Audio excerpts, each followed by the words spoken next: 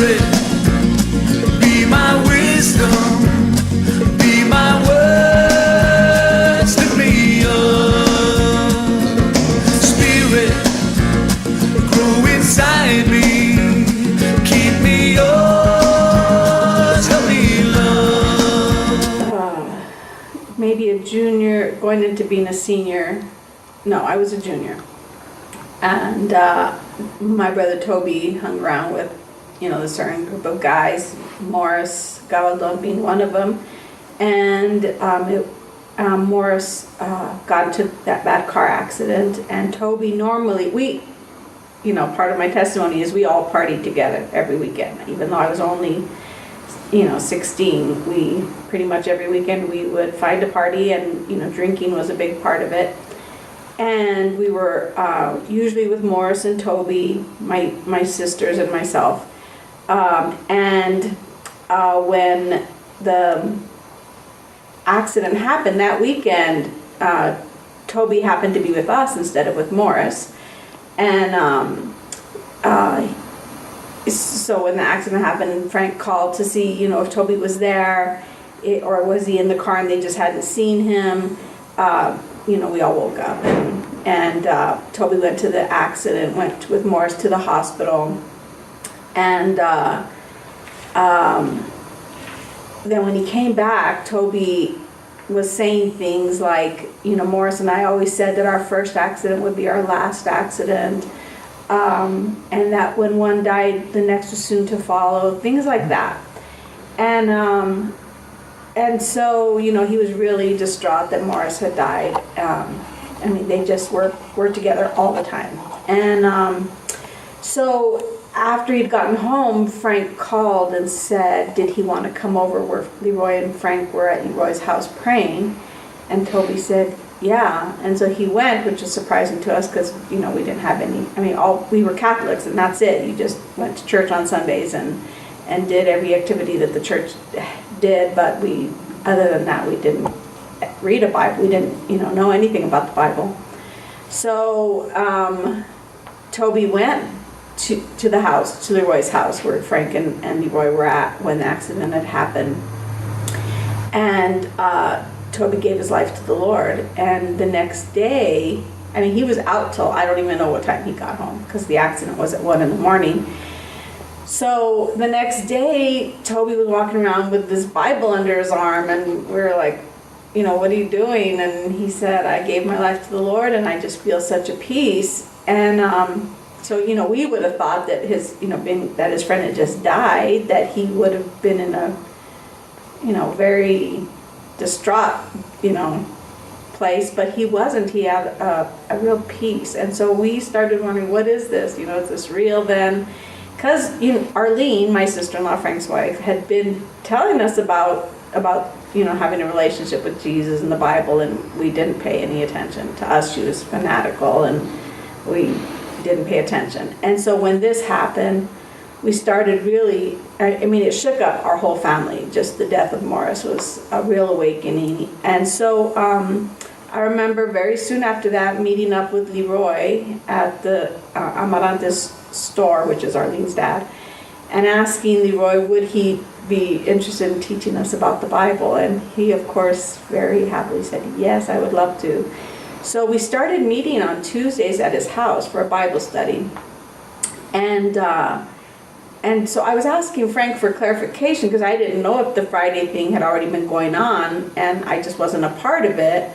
But actually all that happened at the same time. So we asked Leroy to teach us about the Bible, and some of my family members were going to his house and he was teaching us.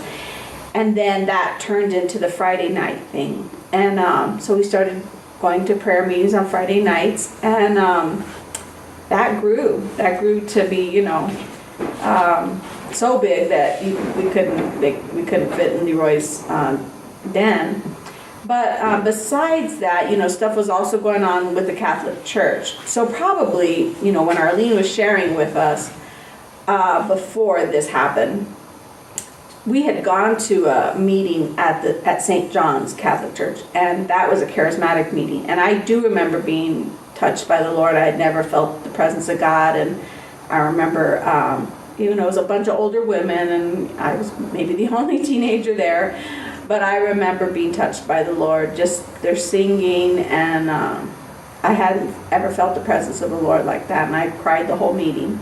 So that was probably the beginning. So when this happened with Morris, it was just like, yeah, we need this. And yeah, so that's my recollection of it. After that, my life was changed.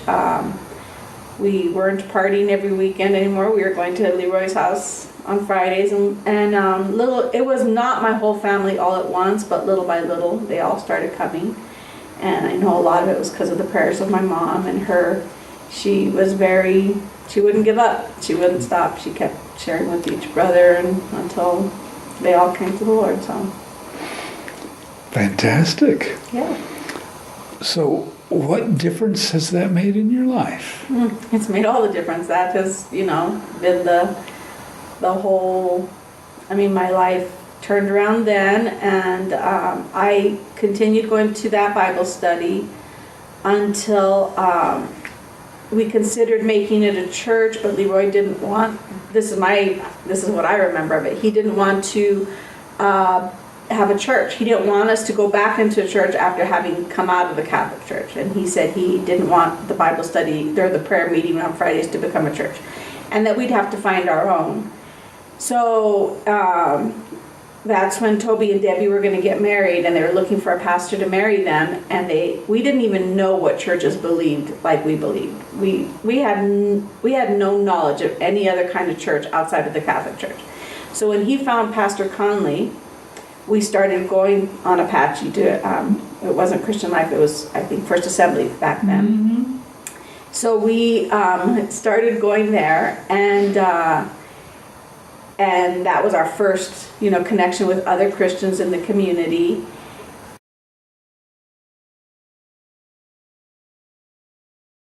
When I graduated from high school, I moved to Virginia with my brother, who my mom had been witnessing to and, trying to get to read the Bible.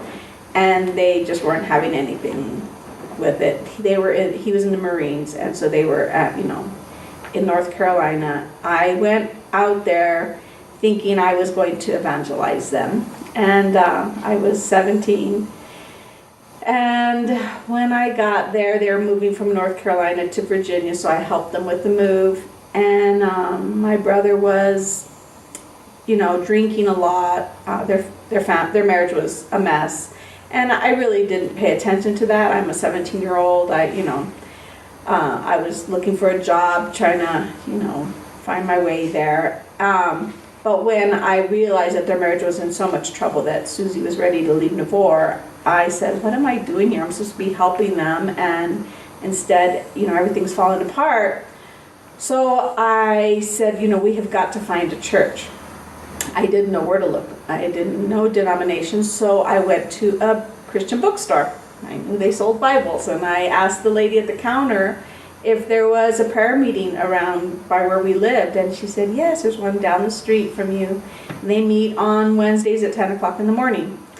So I went at 10 o'clock on Wednesday and knocked on the door and said, is there a Bible study here? And it was a bunch of women, and they said, yes, come in. They were so sweet to me, and were asking me about my family, and I told them that my brother and sister-in-law, I lived with them, and that they didn't know the Lord and they really needed to.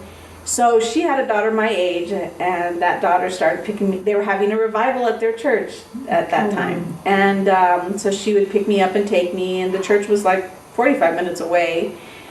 But the parents of, her name was Rose, and the parents were from Bolivia. So they were Hispanic, which, in Virginia we didn't know very many Hispanics. So that really was, something that interested my brother and sister-in-law. So they started inviting them to potlucks and things like that. And my brother and sister-in-law started going. They went to the church. So at the revival, even though I had considered myself a Christian, I had given my life to the Lord, I really didn't there wasn't a true repentance or an understanding of I was a sinner and I needed to repent. So during this time of revival, one of the messages just really hit me, and I do know that that was my actual conversion, that I stood up in that service and gave my life to the Lord. Well, Navor and Susie also, during that revival time, gave their lives to the Lord, and their marriage was transformed. But I came to find out that the revival was being put on by an organization called Youth with a Mission, which I later became part of. So that's what, piqued my interest in Youth with a Mission. The pastor of that church was leaving the church to go start a Bible school with Youth with a Mission in Tyler, Texas. So I applied to the discipleship training school that they have. And I attended the school that next September. I came back to Santa Fe, raised money for the school, sold my car, and then went to do the school in 1982. And so from 1982 until 5 years ago, Pablo and I have been in Youth with Mission in different capacities. I did my DTS in 1982 in Tyler, Texas. Then I went on to do a second school, which is called School of Evangelism. And so the school is 3 months in the classroom and 2 months on outreach. And my outreaches were to Central America. So the first one was to Guatemala. I had never been out of the country. I said I couldn't speak Spanish, even though I was raised in a Spanish-speaking home. I would say that I can understand it, but I can't speak it. And so when we were out there, they only had one other translator, and they said, you need to do it. And they would push me out there, and I would just try to remember things that my mom and dad would say, words that they used. And I came back from the 2 months of being in Guatemala speaking Spanish, and it was just a fear. And so then my next school of evangelism, I actually went on another outreach as a translator to Guatemala for that same pastor that was in Virginia, who was leading the School of the Bible. He led an outreach, and I went as his translator. And so after my school of evangelism, I went on staff, and I staffed schools. So I got to continue going on outreaches to Guatemala, Mexico, the Olympics in California. So I stayed on staff from 1983 to about 85, 86. And it was during my second school where I felt God was saying that I was going to go to Bolivia. He put this excitement in my heart for Bolivia. And I didn't really know anything about Bolivia. I started studying and praying for it. And every year, after 1983, I would say, okay, God, now do I go? And he'd say, not yet. And so I worked on staff with another school. And then the next year, when it came time to decide what I was going to do, I'd say, okay, God, now? And he'd say, not yet. So it was in 1987 that I felt God say to me, the whole team that I was working with all wanted to go to South America, but he very clearly said to me, even if they don't go, you're still going. And so little by little, they all dropped out because they were going to have a baby, going to get married, and I knew that I still had to go. So in 1988, I went to Chile. My sister was there. She also was in Youth with a Mission. She married a Chilean. So my parents decided they want to go visit her, so we all went to Chile, and I started working with the Chilean base. They said that would be best for me to get acclimated to the culture and everything before I went to Bolivia. So I worked there from my parents left back to the U.S. in February, so I started working with the base from that time until June, when they were having a huge outreach. Youth of the Mission was having a huge outreach in Cusco, Peru. And so I went to the outreach, and that's where I met Pablo. He was leading a team from Bolivia, and they were all in Peru. There was like 300 YWAMers, Youth of the Mission missionaries there. And so I met him as the leader of the Bolivia base, and that outreach lasted, I believe, maybe 4 weeks. And so from that, I went to the Bolivia base, and that's where we got to know each other, and he's from Colombia. So we started our relationship we met each other in Peru, we started our relationship in Bolivia. Then I went back to Chile to be with my sister. She was about to have a baby. And Pablo came, and so that was more of our courting. Because of him being a leader in Bolivia, it was kind of hard to date. You know, all eyes are on you.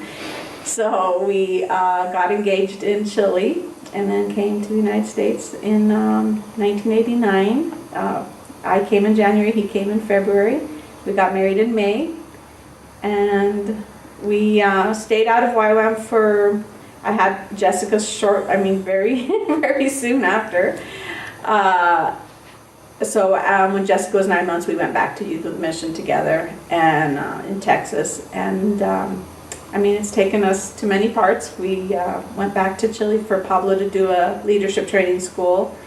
And then we felt like God was putting on our hearts to work with Hispanics in the United States. So when we came back from Chile, friends of mine that were in YWAM with me in Texas called and said, we're at a church. We work with a church here in Arkansas, Warren, Arkansas, and we have Hispanics that attend our church that aren't being discipled in their own language. Would you come and spend a couple of months and disciple them? So we said yes. We were in the middle of things, and we felt like God had called us to work with Hispanics. So we went, and what was supposed to be 2 months turned into 2 years. We stayed there, and the Spanish church grew to be bigger than the English church. And we discipled the pastor, and he took over.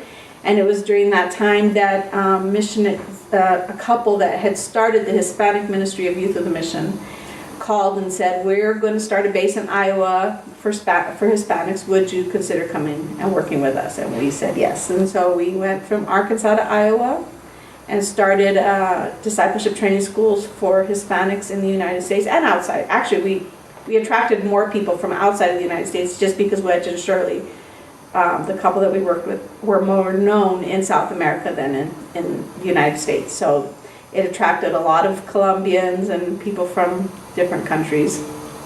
So it was, we stayed in Iowa for 10 years and started another Spanish church there. And one of the YWAMers stayed as the pastor. She and her husband stayed as pastors of that Spanish church, and that was through a vineyard churches. And so after those 10 years were coming up, the pastor here in Santa Fe from Christian Life, Pastor Marcus McLean, called Pablo and said, I need an associate pastor. Would you consider coming to Santa Fe and being my associate pastor? And so we felt, yes, our time was up in Iowa. So we came to Santa Fe in 2003. And Pablo was associate pastor from Pastor McLean, but also the pastor of a Spanish church that he started here. And it was a small Bible study that had already been gathering, but we formed a church. And so we were here from 2003 to 2006, and we really felt like we needed to get back into missions for many reasons. So we left back into Youth of the Mission in 2006. And there was not a pastor that took on the Spanish church, but a leadership group that took on the church here in Santa Fe. And so we went back into YWAM in Texas, where we were starting Spanish DTSs for the first time there. And we stayed there for 5 years, which was really a great education for my kids. The Christian school that was there was a wonderful school.